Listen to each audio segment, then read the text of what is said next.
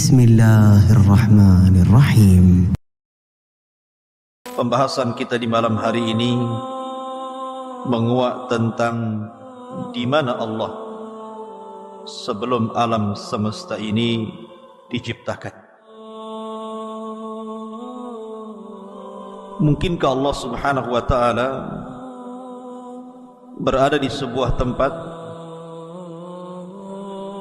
ataukah Subhanahu wa taala tercipta dengan sendirinya? Lalu bagaimana Allah Subhanahu wa taala menciptakan makhluknya, dan makhluk apa yang pertama kali Allah ciptakan? Ma'asyiral muslimin yang dimuliakan Allah Subhanahu wa taala, di dalam surah Al-Insan Allah Subhanahu wa taala berfirman, hal ata alal insan hinum minad dahri lam yakun syai'am madhkura. Bukankah pernah datang kepada manusia waktu dari masa yang ketika itu belum merupakan sesuatu yang dapat disebut? Dari ayat ini, ketika Allah Subhanahu wa taala mengatakan lam yakun syai'an madhkura, sesuatu yang belum dapat disebut namanya, ini arasy, ini kursi, ini langit, ini Adam, ini Hawa, ini gunung, ini sungai, ini hutan, dan begitu seterusnya. Belum ada penyebutan itu. Hanya Allah Subhanahu wa taala satu-satunya sang pencipta di alam semesta ini. Ma'asyiral muslimin yang dimuliakan Allah Subhanahu wa taala, dari Waqi ibnu Udusin, dari pamannya dari Abi Razin radhiyallahu anhu, dia mengatakan, ya Rasulullah, aina kana Rabbuna azza wa jal qabla an yakhluqa khalqah. Dia berkata, ya Rasulullah, di manakah Tuhan kita yang maha mulia sebelum menciptakan makhluk-makhluknya? Maka Nabi SAW bersabda, kana fi ama'in ma tahtahu hawa wa ma fawqahu hawa thumma khalaqa arsyahu 'alal ma. Maka Nabi SAW bersabda, Allah berada di ama, di mana ama di bawahnya tidak ada udara, dan di atasnya pun tidak ada udara. Kemudian Allah Subhanahu wa taala menciptakan arsy-Nya di atas air. Ma'asyiral muslimin yang dimuliakan Allah Subhanahu wa taala, apa itu ama? Karena di sini Nabi SAW mengatakan bahwa Allah Subhanahu wa taala berada di ama. Disebutkan oleh para ulama seperti yang dikatakan Al-Qadhi, maksudnya Qadhi Iyad, al-muradu bil ama ma la taqbaluhu al-awhamu wa la tudrikuhu al-uqul wal afham, abbara an adamil makani bima la yudrak wa la yutawahham, wa an adami ma yahwihi wa yuhitu bihil hawa, fa innahu yutlaqu wa yuradu bihil khala alladhi huwa ibaratun an adamil jismi liyakuna aqraba ila fahmis sami. Ma'asyiral muslimin yang dimuliakan Allah Azza wa Jalla, beliau mengatakan yang dimaksud dengan ama adalah sesuatu yang tidak bisa diterima oleh imajinasi dan tidak bisa digapai oleh akal dan pemahaman. Nabi menunjukkan ketiadaan tempat dengan sesuatu yang tidak bisa dimengerti dan dihayalkan, dan juga menunjukkan ketiadaan sesuatu yang memuatnya atau udara yang melingkupinya. Tentu istilah ini secara mutlak dimaksudkan pada sesuatu kekosongan murni atau disebut dengan khala, yang merupakan istilah bagi ketiadaan materi agar lebih mudah dimengerti oleh para pendengar. Intinya bahwa sebelum Allah Subhanahu wa taala menciptakan makhluk-makhluknya, sebelum ada saya, sebelum ada Anda, sebelum ada Adam, sebelum ada Hawa, sebelum ada langit dan bumi, bahkan sebelum ada langit, kursi, bahkan sebelum ada arasy, maka Allah Subhanahu wa taala berada di ama. Dan ama itu diambil dari umyun, artinya buta. Orang buta itu, kalau Anda memejamkan mata, kira-kira apa yang Anda lihat? Kegelapan, bukan? Artinya di sini bahwa kita tidak bisa membayangkan di mana Allah. Yang jelas Allah satu-satunya dan tidak ada makhluk sebelumnya. Dan Allah Subhanahu wa taala adalah awal wa laysa qablahu syai'. Allah adalah yang pertama dan Allah tidak didahului dengan ketidakadaan. Makanya dalam Sahih Bukhari Nabi SAW bersabda, "Kana Allahu wa lam yakun syai'un ghairuhu." Allah telah ada dan saat itu tidak ada apapun selain Allah Subhanahu wa ta'ala. Ma'asyiral muslimin yang dimuliakan Allah Subhanahu wa ta'ala, dalam sebuah hadis dari Imran ibn Husain radhiyallahu anhuma, dia menceritakan, suatu ketika aku berada di sisi Nabi sallallahu alaihi wasallam, tiba-tiba datang sebuah kaum dari Bani Tamim, dari Yaman. Faqala, maka Nabi sallallahu alaihi wasallam mengatakan, "Aqbilul busyra ya Bani Tamim." Qalu basyartana fa'tina. Fadakhala an-nasu min ahli al-Yaman. Afwan, maksudnya Bani Tamim ini datang kepada Nabi sallallahu alaihi wasallam. Kemudian Rasul mengatakan, "Bergembiralah wahai Bani Tamim atas hidayah yang telah Allah anugerahkan kepada kalian, hidayah Islam ini." Maka Bani Tamim mengatakan, "Engkau sudah menghabar gembirakan kepada kami, maka berikan hadiah kepada kami." Maka Nabi SAW diam sampai masuk orang-orang Yaman. Maka Nabi SAW mengatakan kepada orang-orang Yaman, "Aqbilul busyra ya ahlal Yaman, idh lam yakbaluha Banu Tamim." Terimalah wahai penduduk Yaman kabar gembira yang tidak diterima oleh Bani Tamim. Maka mereka mengatakan, "Qabilna, kami menerima kabar gembira itu dari engkau wahai Rasul. Ji'naka linatafaqqaha fid-din wa linas'alaka an awwali hadzal amri maka." Maka ahli Yaman mengatakan, "Kami datang kepadamu untuk belajar agama wahai Rasul, dan kami hendak bertanya kepadamu tentang masalah yang pertama kali terhadap urusan yang saya ingin atau kami katakan kepada anda, di mana Allah sebelum Allah menciptakan segala sesuatu." Lihat bagaimana keistimewaan Bani ataupun ahli Yaman dibandingkan Bani Tamim. Bani Tamim minta hadiah, minta harta, minta dunia, tapi ahli Yaman tidak minta itu. Dia hanya minta ilmu kepada Nabi SAW, dan yang pertama bertanya soal di mana Allah sebelum Allah menciptakan segala sesuatu. Ini pertanyaan yang berbobot, ikhwan.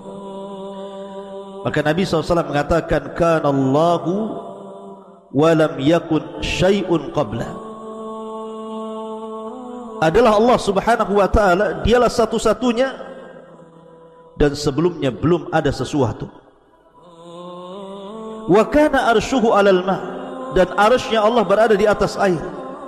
Thumma khalaqas samawati wal arda wa kataba fi dzikri kulli syai'. Kemudian Allah ciptakan langit dan bumi, dan Allah catat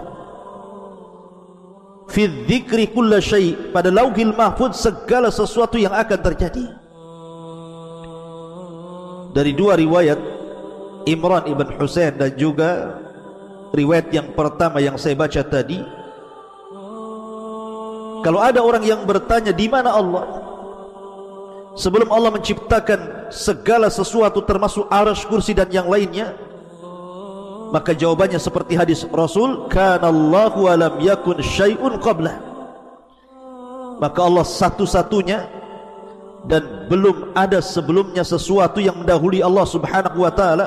Dalam riwayat yang pertama, kana fil ama, dalam riwayat fis sahab, artinya Allah berada di ama, di kegelapan, di mana atasnya tidak ada udara, di bawahnya juga tidak ada udara, dan dia satu-satunya dan tidak ada yang bersyirikat dengan Allah Subhanahu wa ta'ala.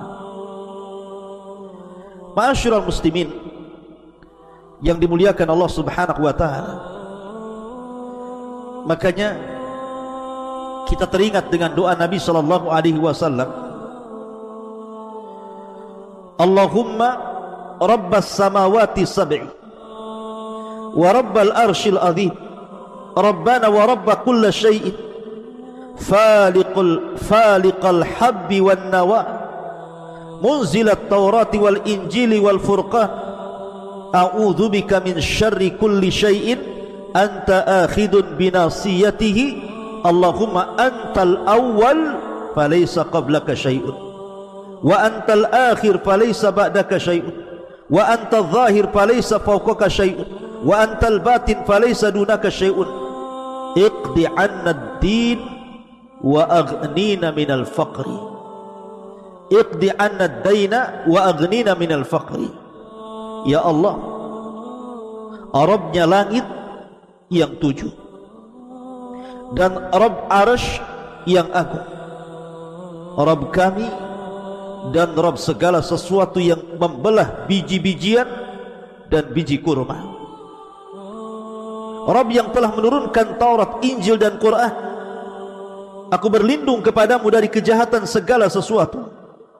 Engkaulah yang memegang ubun-ubunnya, ya Rabb.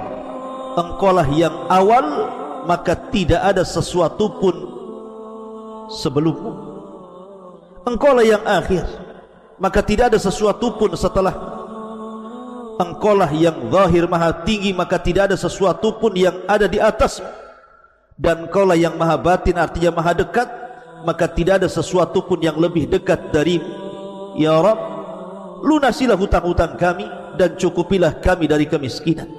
Hadis dikeluarkan Imam Muslim. Di sini ada kata-kata Allahumma antal awwal falaysa qablaha syai'. Engkau adalah zat yang pertama kali dan sebelumnya tidak ada sesuatu. Sebelummu tidak ada sesuatu. Ia satu-satunya. Dia tidak tercipta dengan sendirinya, karena mustahil. Kalau seandainya dia tercipta dengan sendirinya, berarti ada makhluk menyatu dengan Khalik, dan ini muhal, mungkin, mustahil, tidak mungkin. Ma'asyiral muslimin yang dimuliakan Allah Azza wa Jalla, baru setelah Allah Subhanahu wa ta'ala menciptakan makhluknya, dan pertama kali yang diciptakanlah arsy-Nya, kemudian qalam, kemudian Allah letakkan arsy-Nya di atas air. Baru setelah itu Allah Subhanahu wa ta'ala menciptakan langit dan bumi fi sittati ayyam, selama 6 hari. Dalam hadis Abdullah ibn Mas'ud radhiyallahu anhu, Nabi sallallahu alaihi wasallam mengatakan, antara langit dunia dan langit yang kedua itu perjalanan 500 tahun. Langit yang kedua dan ketiga begitu juga 500 tahun perjalanan. Langit ketiga dan keempat juga sama, dan begitu seterusnya. Artinya agungnya Allah subhanahu wa ta'ala ketika menciptakan langit dan bumi ini, di mana antar langit saja jaraknya 500 tahun perjalanan. Bagaimana yang menciptakannya? Kemudian juga dalam riwayat Nabi SAW mengatakan kepada Abu Hurairah radhiyallahu anhu, ya Abu Hurairah, inna Allaha khalaqas samawati wal ardi wa ma bainahuma fi sittati ayyam. Wahai Abu Hurairah, sesungguhnya Allah telah menciptakan langit dan bumi dan di antara keduanya pada 6 hari. Summa stawa 'alal arsy yaumas sabi. Kemudian setelah itu Allah berada di atas ketinggian arsy-Nya pada hari ketujuhnya. Wa khalaqat turbata yaumas sabti. Allah ciptakan tanah di hari Sabtu. Wal jibala yaumal ahad. Dan Allah ciptakan gunung-gunung di hari Ahad. Wasyajara yaumal itsnin. Allah ciptakan pohon atau pepohonan di hari Senin. Wasyarra, dalam riwayat wal makruh yaumas tsulatsa. Dan Allah ciptakan keburukan di hari Selasa. Wan nuru yaumal arbi'a. Dan Allah ciptakan nur, cahaya, pada hari Rabu. Wad-dawaba yaumal khamis. Dan Allah ciptakan segala binatang yang melata di hari Kamis. Wa Adam yaumal jum'ati fi akhiri sa'atin minan nahari ba'dal asri. Dan Allah ciptakan Adam di hari Jumat di akhir siang setelah asar sampai maghrib. Ma'asyiral muslimin yang dimuliakan Allah subhanahu wa ta'ala, intinya bahwa bertanya soal di mana Allah itu pertanyaan yang dibolehkan. Karena juga ada riwayat ketika ada seorang sahabat hendak memerdekakan seorang jariyah, budak wanita. Kemudian sahabat ini mengatakan, ya Rasulullah, apakah saya patut untuk memerdekakan budak wanita ini? Kata Nabi SAW, baik, saya akan uji budak wanita ini. Kemudian Nabi SAW mendekati budak wanita itu dan mengatakan, Aina Allah? Di mana Allah? Maka budak wanita itu mengatakan, Allahu fis sama. Allah berada di atas ketinggian. Sama itu artinya secara bahasa, ma fawqa ra'si fahuwas sama. Sesuatu yang di atas kepala itu disebut sama. Artinya Allah berada di atas ketinggian sana. Maka Rasul mengatakan, a'tikha fa innaha mu'minah. Merdekakan dia karena dia seorang wanita mukminah. Artinya Nabi SAW bertanya, Aina Allah? Di mana Allah? Kemudian juga tadi orang Yaman bertanya kepada Rasul tentang di mana Allah sebelum menciptakan langit dan bumi. Artinya pertanyaan di mana Allah tidak mengapa dalam syariat. Dan kalau ditanya di mana Allah sebelum menciptakan langit dan bumi, kita katakan Allah fil ama.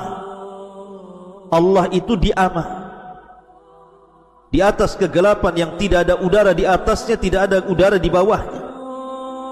Sebagaimana tadi sudah dijelaskan menurut pendapat Al-Qadi rahimahullahu ta'ala, yang dimaksud ama adalah sesuatu yang tidak bisa diterima oleh imajinasi apapun dan tidak bisa digapai oleh akal dan pemahaman.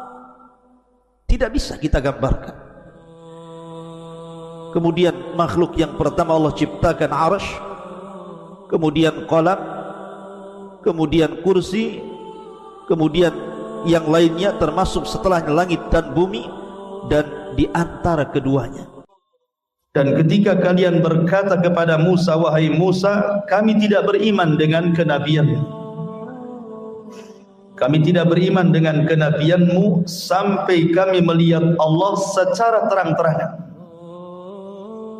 Inilah kelancangan Bani Israel, orang-orang pilihan mereka kepada Musa.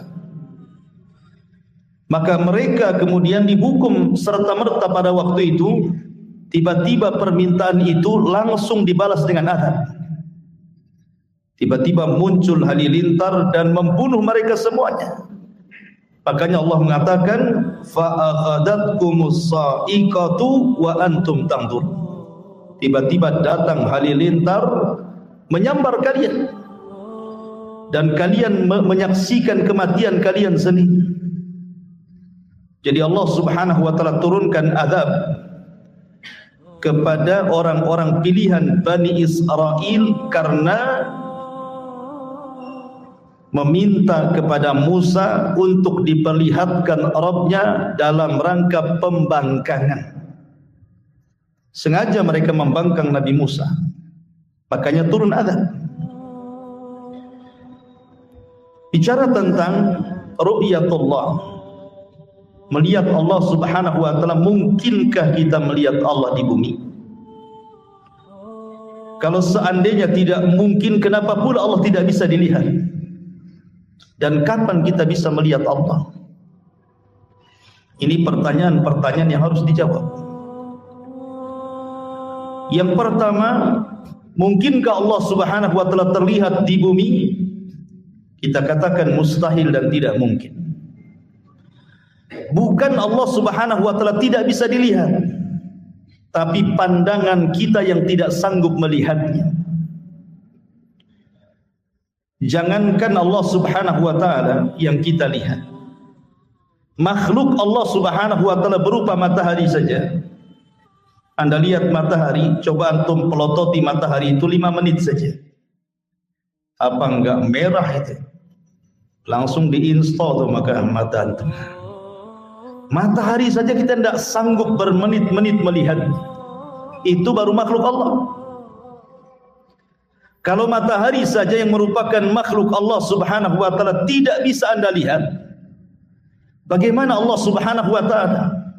Matahari itu bukan tidak bisa dilihat, tapi kita tidak sanggup melihatnya. Kita hanya sanggup beberapa menit saja, habis itu silau. Itu terjadi kepada makhluk, maka kepada Allah mimbabil aula, tentu lebih utama dibandingkan kepada makhluknya sendiri. Dan sesuatu yang tidak bisa terlihat bukan berarti bendanya tidak ada. Angin saja, di sini ada kipas berapa ini? Kita bisa merasakan angin kipas ini ke badan kita. Tapi antum bisa melihat bentuk angin yang menerpa badan antum kan tidak bisa. Seperti apa bentuk angin itu?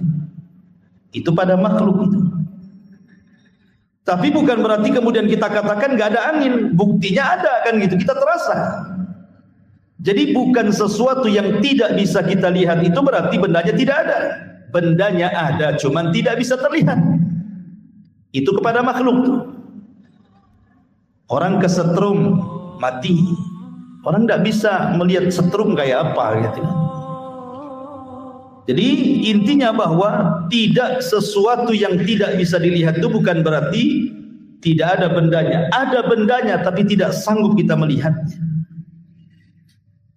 Bahkan sekalipun seandainya kita datangkan alat canggih teknologi sekarang yang bisa melihat bakteri-bakteri itu saja terkadang tidak bisa melihat angin dengan alat yang canggih itu.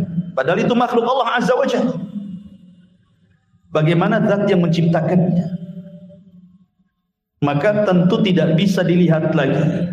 Dan zat Allah itu ada dan kita bisa rasakan keberadaannya dengan melihat ayat-ayat kauniyah dan ayat-ayat syar'iyah. Ma'asyiral muslimin yang dimuliakan Allah Azza wa Jalla, ditambah-tambah ada riwayat dalam Sahih Muslim, Nabi SAW pernah berkhutbah dan menyebutkan 4 perkara, semua tentang zat Allah. Salah satunya Nabi SAW menyebutnya, Innallaha la yanam wa la yanbaghi an yanam. Allah itu tidak tidur dan tidak layak bagi Allah itu tidur. Sebab kalau Allah Subhanahu wa taala tidur, hancur alam semesta ini. Karena bagaimanapun setiap hari Allah itu punya kesibukan.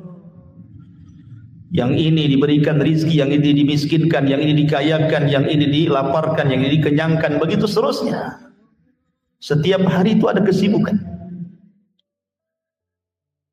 Makanya ketika Musa alaihi salatu wassalam bertanya kepada Allah Subhanahu wa taala, apakah Allah Subhanahu wa taala tidur? Maka Allah Subhanahu wa taala mengatakan kepada Musa, berdirilah wahai Musa. Kemudian peganglah 2 mangkuk di kanan, tangan kanan dan kirimu, isi air mangkuk itu. Akhirnya Musa pun mengambil 2 mangkuk, kemudian dipegang seperti ini. Maka Allah katakan, tahan mangkuk itu. Lama-lama Musa ngantuk.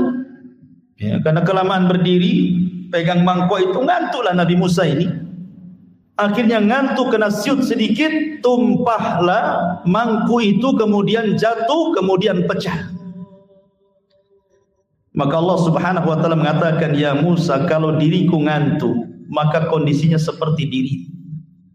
Alam ini akan hancur. Kemudian di ujung hadis Nabi SAW mengatakan ketika bicara tentang tabir Allah, kata Rasul, wa hijabuhun nur. Dalam riwayat hijabuhun nar. Dan tabirnya cahaya, dalam riwayat tabirnya api. Lau kasyafat, kalau seandainya tabir Allah tersingkap, la akhraqat ma bainas samawati wal ardh, maka akan terbakar, akan hancur antara langit dan bumi. Jadi di sini ada hikmah. Kalau ada orang yang bertanya, kenapa Allah Subhanahu wa taala tidak bisa kita lihat? Ini rahmat dari Allah. Jadi kenapa Allah tidak bisa dilihat? Ini bentuk rahmat, sebenarnya kasih sayang Allah. Sebab kalau seandainya tabir Allah tersingkap, kita ini akan terbakar. Kita ini akan hancur, akan binasa gitu ya.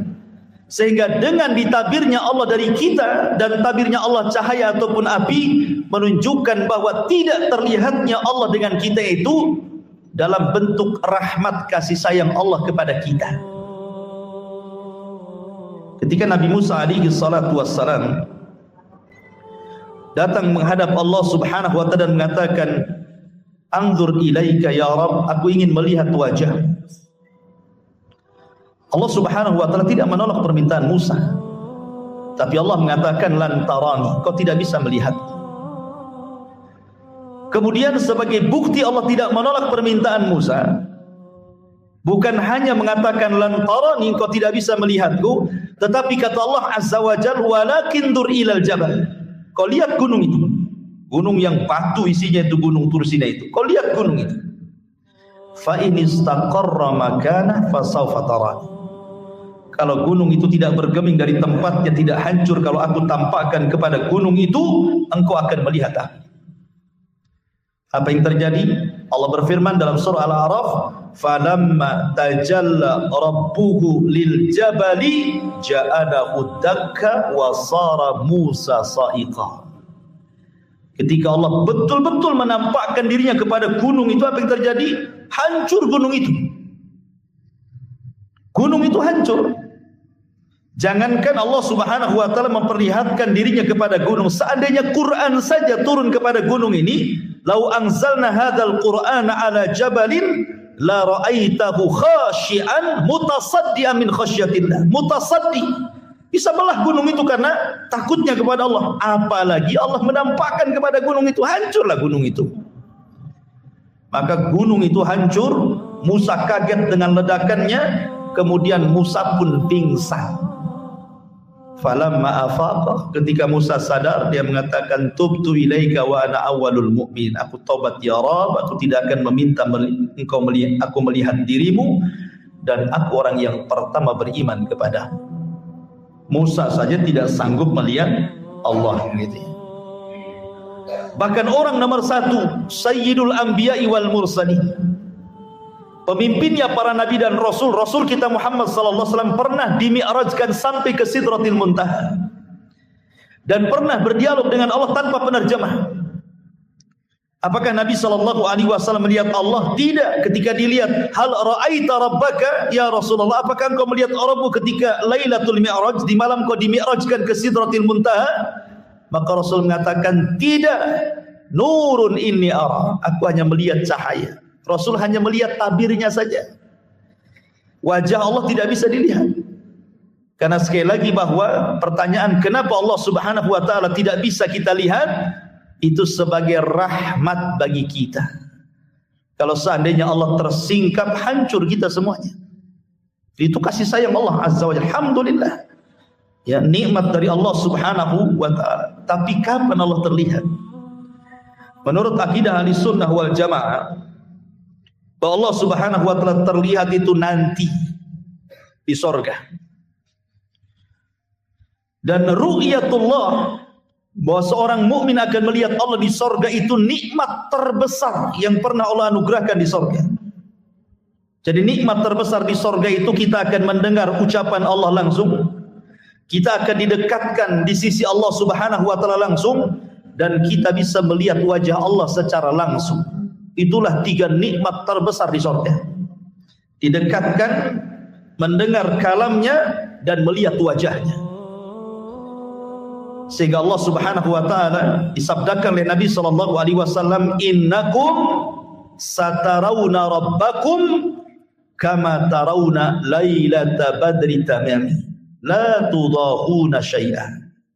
Kata Rasul, kalian kelak di sorga akan melihat Rabb kalian seperti kalian melihat purnama, tidak berdesak-desakan sedikit pun. Bukan Allah seperti bulan, tidak. Di sini tasbihnya tasbih ru'yah.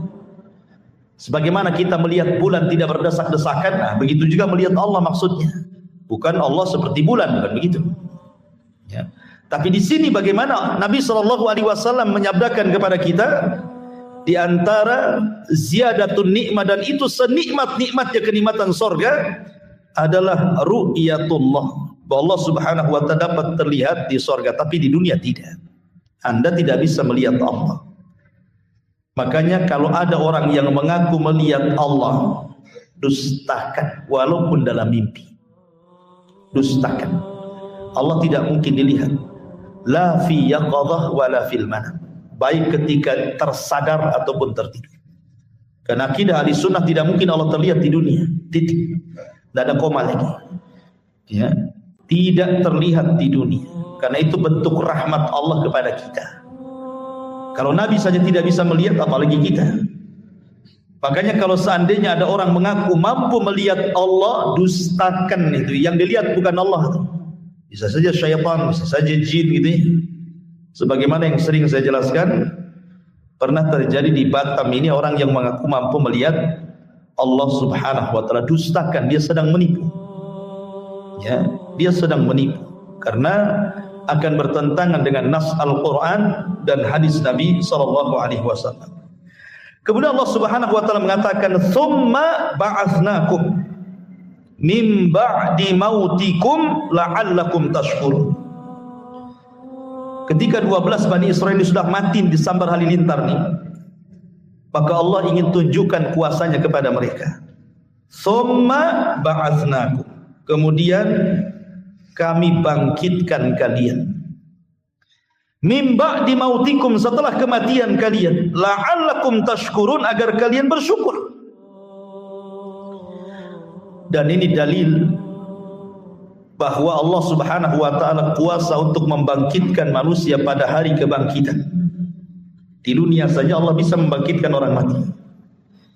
Apalagi kelak pada hari tiupan sangkakala yang kedua, maka Allah lebih qadir, lebih sanggup lagi menghidupkan setelah kematian. Karena dahulu di zaman permulaan dakwah Rasul, orang-orang jahiliyah itu mengingkari adanya berbangkit. Mereka mengingkari, enggak mungkin lagi tadi bangkitkan.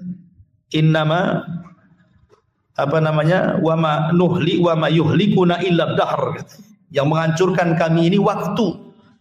Tidak mungkin orang itu akan dibangkitkan lagi. Yang disebut dengan kelompok Dahriyah itu, yang sekarang disebut dengan ateis gitu kan. Mereka mengingkari adanya kebangkitan. Di sini Allah Subhanahu wa taala mengatakan tsumma ba'atsnakum, kemudian kami bangkitkan kalian, maksudnya di dunia, bukan di akhirat. Dan kisah Allah membangkitkan dari kematian di dunia ini dalam surah Al-Baqarah saja banyak. Salah satunya di sini kan, Allah menghidupkan 12 orang pilihan Bani Israel ketika meminta untuk diperlihatkan Allah disambar petir kemudian mati dan dihidupkan kembali. Ini kisah yang pertama. Kemudian kisah yang kedua, kisah Al-Baqarah sendiri. Kisah Al-Baqarah, kisah sapi betina. Ketika ada orang kaya mati, kemudian Bani Israel datang kepada Musa supaya diberitahu siapa pembunuhnya. Maka Musa mengatakan, sembelilah seekor sapi betina. Tapi karena mereka banyak cincong, banyak ngomong, banyak tanya, dipersulitlah mereka untuk mencari sapi betina. Tapi di ujung cerita mereka bisa membeli sapi itu walaupun dengan susah payah. Kemudian Musa memukulkan sebagian dari badan sapi itu, hidup lagi orang kaya ini. Kemudian Musa bertanya, man qatiluk, siapa pembunuh? Kemudian orang ini lirik, tuh yang bunuh saya. Habis itu mati lagi. Ya, jadi ini kisah yang kedua. Kisah yang ketiga, kisah Nabi Uzair. Uzair tidak diwafatkan. Uzair itu cuma ditidurkan 1 abad. Ditidurkan 100 tahun. Pembahasannya bukan di Uzairnya, bukan, tetapi di keledainya. Dia kan bawa keledai, kemudian bawa makanan dan minuman. Makanan dan minumannya tidak berubah sama sekali. Padahal sudah 100 tahun tuh. Tidak berubah sama sekali, minumannya yang enggak basi, makanan yang enggak basi gitu ya. Masalahnya keledainya sudah mati. Jadi keledainya itu sudah hilang, sudah tinggal tulang belulang saja, daging kulitnya entah kemana gitu. Namanya keledai diikat, sementara Uzair tidur 100 tahun. Siapa yang ngasih makan, matilah kan itu. Nah, coba kalau antum tidak percaya, ikat kambing 100 tahun dan kasih makan. Nanti tinggal tulang-tulangnya saja kan gitu. Ketika Uzair melihat keledainya tinggal tulang belulang, tiba-tiba Allah Subhanahu wa taala menghidupkan keledai itu di hadapan Uzair. Tiba-tiba tulangnya terangkai, jadilah tulang keledai. Kemudian datang dagingnya entah dari mana, datang kulitnya, jadilah keledai Uzair, dimasukkan ruh. Tiba-tiba berteriak seolah kiamat bangkit. Kenapa? Wa'lam annallaha ala kulli syai'in qadir. Supaya Uzair tahu Allah itu segala sesuatu maha mampu. Kenapa? Karena Uzair ketika melihat kota roboh itu, Uzair seolah-olah ragu-ragu. Kaifa yuhyi hadhillahu ba'da mautiha? Bagaimana mungkin Allah menghidupkan kota setelah hancur ini? Ya kan? Maka Allah Subhanahu wa taala berikan permisalan, keledai saja yang sudah mati bisa dihidupkan, apalagi kota gitu maksudnya. Maka ini kisah yang ketiga.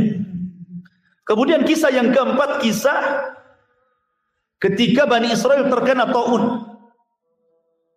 Di mana Allah Subhanahu wa taala berfirman, alam tara ilal ladzina kharaju min diyarihim wa hum ulufun hadaral maut wa qila lahum mutu tsumma ahya'u. Tidakkah kau lihat Bani Israel itu yang mereka lari dari negerinya karena menghindar kematian? Karena negeri itu turun wabah taun, 70.000 Bani Israel mati di negeri itu, terkena wabah taun.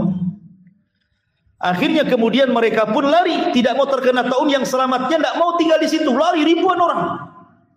Makanya Allah mengatakan uluf, bukan alaf, uluf, ribuan jumlahnya, banyak sekali, menghindari penyakit taun. Maka mereka pun ke lembah. Rupanya sampai di lembah, malaikat maut sudah nunggu. Kemudian malaikat maut mencabut nyawa mereka semua. Tidak mati karena taun, mati pula oleh malaikat maut. Mereka kan maunya menghindar dari kematian taun. Keluarlah dia. Ke daerah yang mereka inginkan di lembah, rupanya malaikat maut sudah banyak berdiri di situ. Dari sini ada kaidah para ulama, al-hadaru la yamna'ul qadara. Menghindar dari kematian itu tidak mencegah takdir kematian. Anda tidak mati karena corona, bisa aja mati ditabrak sepeda ontel kan itu. Ya kan? Namanya takdir itu siapa yang tahu?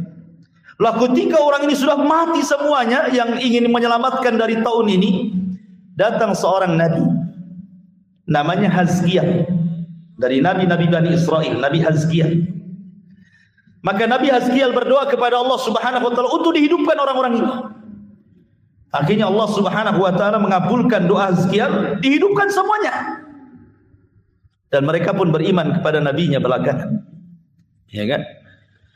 Nah, ini kisah yang keempat, Allah menghidupkan setelah kematian. Kisah yang kelima masih dalam Al-Baqarah. Kisah Nabi Ibrahim alaihi salatu wassalam. Ketika dia bertanya kepada Allah, kaifa tuhyil mauta? Bagaimana engkau menghidupkan dari kematian ya Rabb?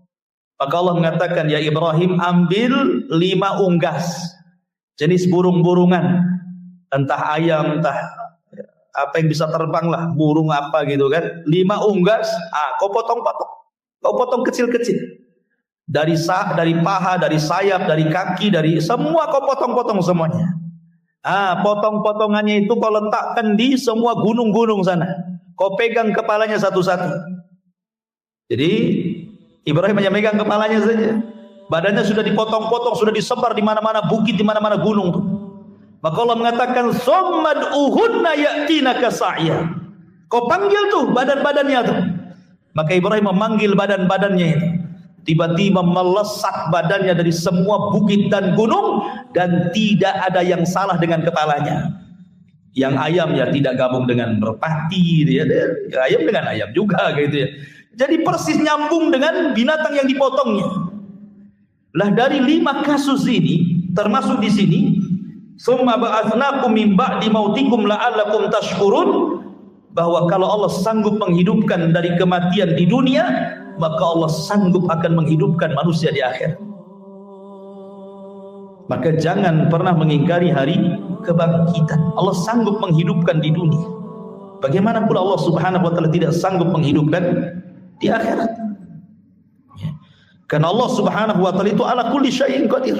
Atas segala sesuatu maha mampu.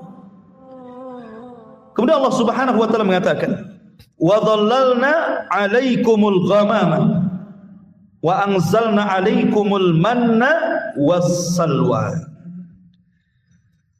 Dan kami naungi kalian dengan awan, dan kami turunkan kepada kalian al-manna dan salwa, makanan man dan juga salwa. Kulu min thayyibati ma razaqnakum, makanlah apa yang kami rizkikan kepada kalian. Wa ma zalamuna, dan mereka tidak mendolimi kami, walakin kanu anfusahum yadlimun, mereka lah yang mendolimi diri-diri mereka sendiri. Jadi begini kisahnya, ini kisah lain. Jadi Bani Israel ketika mereka sudah sampai di perbatasan kota Ariha. Ariha itu kota tertua di dunia. Setelah Ariha itu Baitul Maqdis. Jadi pasukan Nabi Musa itu tidak bisa masuk ke Baitul Maqdis kecuali harus melewati satu kota yang disebut dengan Ariha. Tertua di dunia. Sementara orang-orang di Ariha itu sudah dikuasai orang-orang Arab dari keturunan kaum Ad. Sudah ada orang-orang Amalika di sini. Jadi keturunan kaum Ad sudah menguasai Ariha. Sementara Nabi Musa tidak bisa ke Baitul Maqdis kecuali harus menyerang Ariha. Kalau tidak diserang Ariha, maka mereka tidak akan berhasil masuk Baitul Maqdis. Maka Nabi Musa alaihi salatu wassalam kemudian mengutus orang-orang pilihan yang 12 tadi itu, yang minta diperlihatkan Allah, kemudian disambar petir itu, kemudian mati dihidupkan lagi. Maka Musa mengutus 12 orang ini, kemudian disuruh mengintai seperti apa kekuatan orang-orang Amalika itu, orang-orang Arab, orang-orang keturunan kaum Ad yang menguasai Ariha itu. Kaget bukan kepalang, rupanya orangnya besar-besar, raksasa-raksasa, orang badannya gede-gede gitu, sementara Bani Israel kecil-kecil. Ya. Jadi akhirnya kemudian 12 orang ini melaporkan kepada Musa, kayaknya kita tidak bisa menang. Mereka kaum yang banyak, besar-besar, raksasa badannya, kita ini kecil-kecil mau lawan mereka katanya. Gimana kita akan menang? Kata Musa, kalian jangan menyebarkan berita ini kepada pasukan Bani Israel, nanti mereka ketakutan. Simpan rahasia ini. Rupanya dari 10 orang itu, dari 12 orang ini 10 orang malah bercerita ke sana kemari. Akhirnya ketakutanlah pasukan ini. Yang 2 orang ini yang tidak bercerita, salah satunya adalah Yusha ibn Nun dan satunya saya lupa namanya. Tidak bercerita, ini yang memegang amanah Nabi Musa alaihi salatu wassalam. Makanya nanti Yusha ibn Nun akan menjadi penerus kenabian Nabi Musa. Karena dia orang yang dipercaya Musa dan pemegang amanah. Tapi yang 10 orang pilihan ini cerita ke orang-orang. Kita akan menghadapi kaum yang kuat, yang raksasa, yang ini. Takutlah akhirnya pasukan Bani Israel. Ketika Musa alaihi salatu wassalam betul-betul ingin menggerakkan pasukan Bani Israel, berkumpulah mereka di hadapan Musa. Dan mengatakan, ya Musa, kami sudah tahu kekuatan mereka. Kami tidak akan menang. Kalau engkau ingin perang, wahai Musa, idhab anta wa rabbuka faqatila innaha huna qaidun. Kau berangkat sendiri, ajak Tuhanmu perang berdua, kami duduk di sini, kami akan nonton siapa yang kalah, siapa yang menang, katanya. Kami tidak sanggup. Kalau mau perang, perang sendiri, katanya. Dari sebab itulah maka Allah Subhanahu wa taala turunkan azab kepada mereka berupa mereka diletakkan di bumi itu, mereka tidak bisa keluar. Karena mereka tidak mau diajak jihad, tidak mau membebaskan Baitul Maqdis, tidak mau melawan orang-orang Amalika yang menguasai Ariha. Akhirnya Allah Subhanahu wa taala azab mereka dengan cara apa? Arba'ina sanatan yatihuna fil ardi. 40 tahun mereka linglung di situ, tidak bisa keluar. Sementara mereka tinggal di padang pasir. Tidak ada bukit, tidak ada gunung, tidak ada pohon, tidak ada lembah, tidak ada air, tidak ada apa-apa. Padang pasir, kering kelontang, lautan padang pasir. Apa yang mau dimakan? Apa yang mau diminum? Tidak ada naungan di atas kepala. Sementara mereka tidak bisa keluar. Makanya kalau antum pernah hidup di Timur Tengah itu, kemudian lihat padang pasir seolah-olah lautan tidak bertepi. Bingung orang kalau udah nyasar di padang pasir itu, mau kemana? Ya. Jadi mereka linglung, nggak bisa kemana-mana karena padang pasir semuanya. Makanya disebut ardunti dalam bahasa kita, negeri linglung. Mereka nggak bisa keluar dari situ. Lah ketika mereka tidak bisa keluar dari situ dan itu akibat mereka tidak mau diajak jihad, mulailah mereka meminta kepada Musa alaihi salatu wassalam makanan. Musa, kita di padang pasir, apalah yang kita akan makan? Mintalah kepada Rabbmu makanan untuk kami. Maka Musa alaihi salatu wassalam memintakan kepada Allah, turunlah manna dan salwa. Itulah makanan mereka di padang pasir. Ada yang mengatakan manna itu umum. Bahasa Arabnya manna itu diambil dari manna yamunnu. Artinya karunia. Artinya apapun yang dihajatkan oleh Bani Israel disediakan. Oh, enak kan? Antum minta roti tidak ada, martabak ada, roti canai ada, apapun yang kita mau ada. Itu namanya manna yamunnu gitu, kalau diartikan secara bahasa. Tapi ada juga yang mengatakan manna di sini artinya semacam burung. Jadi burung itu ya semacam unggas lah, ayam, mentok, pokoknya unggas-unggasan burung-burung terbang. Tinggal tunjuk saja, jatuh tinggal makan. Ya. Kemudian salwa itu berupa buah-buahan yang ada minumannya, kalau diminum rasanya seperti madu. Itulah manna dan salwa. Jadi luar biasa, Allah berikan anugerah kepada mereka makanan langsung turun dari langit, manna dan salwa. Tapi mereka ingin minuman. Maka Musa alaihi salatu wassalam memukulkan tongkatnya di batu, keluarlah 12 mata air. Itulah minuman mereka di negeri itu. Kemudian mereka mengatakan, Musa, panas, nggak ada payung, nggak ada pohon, panas. Maka mereka mengatakan, ya Musa, lindungilah kepala-kepala kami dari matahari. Dari sini Allah katakan, wa dhallalna alaikumul ghamam. Kami berikan kepada kalian naungan awan. Oh, enak kurang apa kan? Mereka sudah tidak lagi terkena sinar matahari, sudah ada awan yang menaungi kepala mereka. Sudah ada makanan manna dan salwa, sudah ada minuman mata air. Kurang apa? Itu nikmat dari Allah Subhanahu wa taala. Sehingga Allah mengatakan, kulu min thayyibati ma razaqnakum, tinggal makan kalian dari yang baik-baik yang kami rizkikan kepada kalian. Wa ma dhalamuna walakin kanu anfusahum yadhlimun. Mereka tidak mendolimi kami, tapi mereka mendolimi mereka sendiri. Kenapa? Karena mulai kurang ajar kepada Musa alaihi salatu wassalam. Apa kurang ajarnya? Wa idh qulna dkhulu hadhil qaryah. Ya. Dan ketika mereka masuk ke sebuah negeri, ini diantara bagaimana Bani Israel ini kisah lain lagi ya, kisah lain. Tetapi nanti kisah yang nyambung dengan kisah Al-Baqarah 57 ini adalah Al-Baqarah 61. Itu nyambung tuh ayatnya nanti kisahnya itu. Jadi antara ayat 57 ke 61, itu nyambung.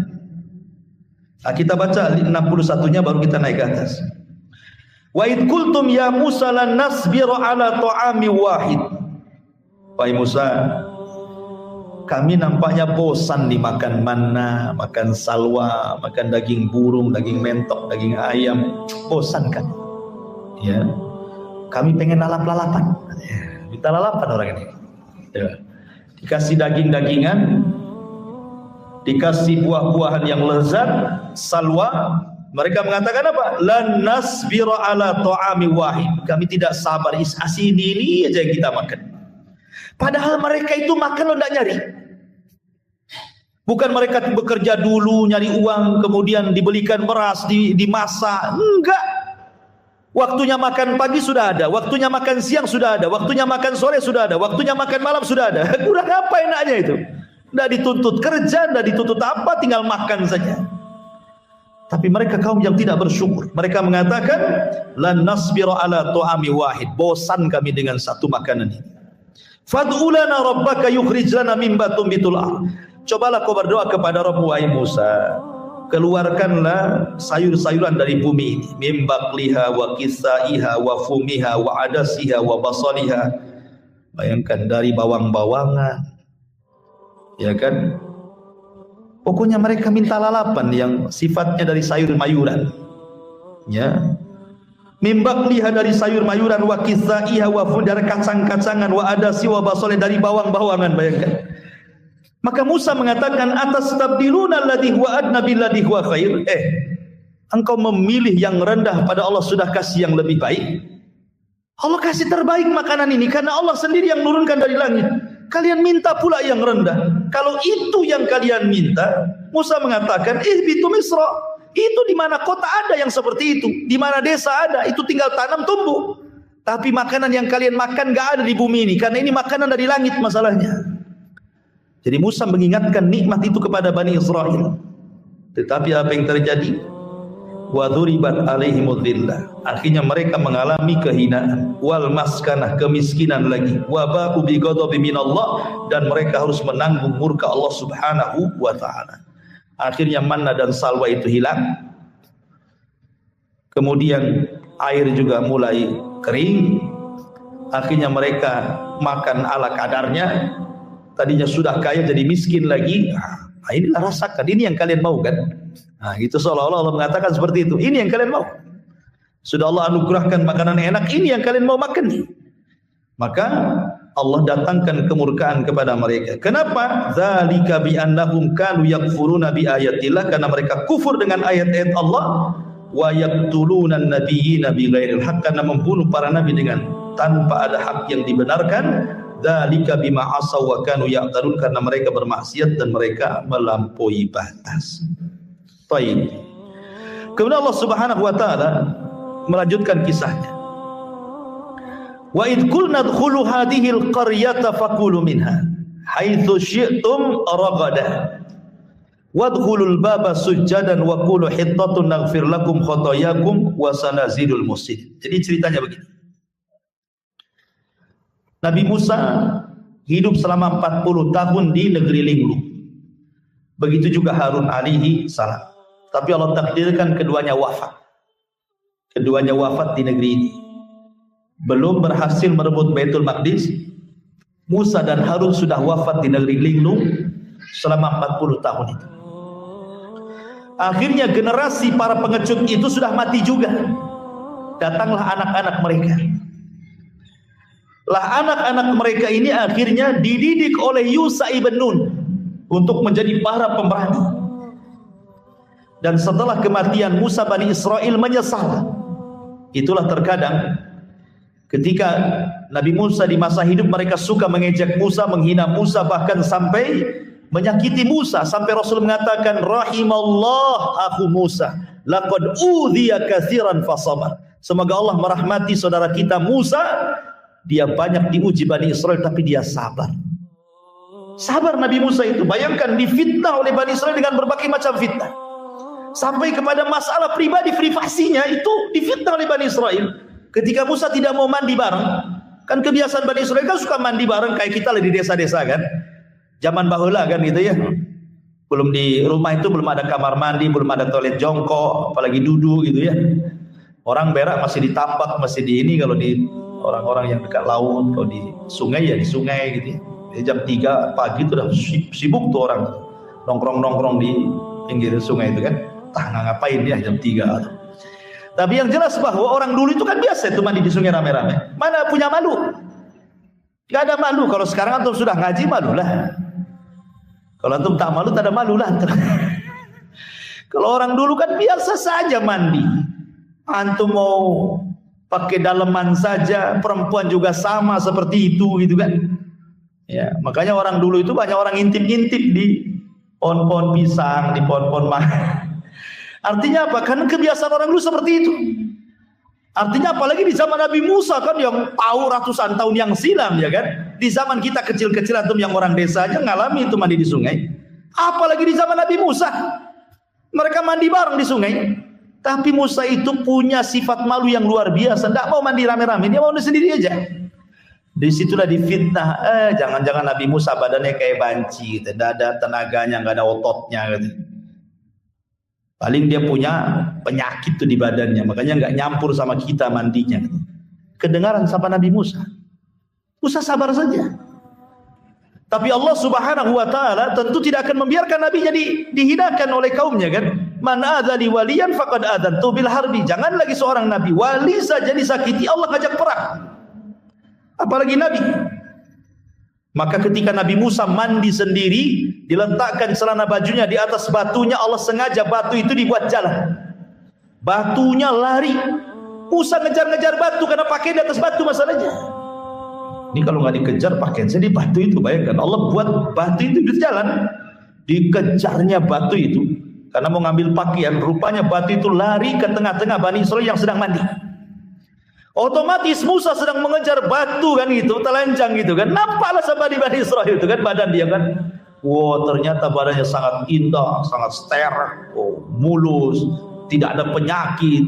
Rupanya yang kami tuduhkan kepada dia nggak benar katanya. Sampai masalah privasi mereka nuduh Nabi Musa itu. Ya. Bahkan ketika Nabi Harun meninggal, yang difitnah membunuh Harun itu adalah Musa. Padahal Nabi Musa ya, Nabi Harun yang meninggal wajar. Tapi karena Harun lebih dicintai Bani Israel, ketika mereka tidak melihat kematian Harun, hanya dilihat Nabi Musa, mereka nuduh bahwa Musa membunuh Harun. Sampai ketika kematian Harun, dituduh Musa yang membunuh Harun abangnya. Makanya wajar kalau Rasul mengatakan, rahimallah akhu Musa laqad udhiya katsiran fasabar. Sungguh Allah rahmati saudara kita Musa, dia banyak diuji Allah tetapi dia sabar.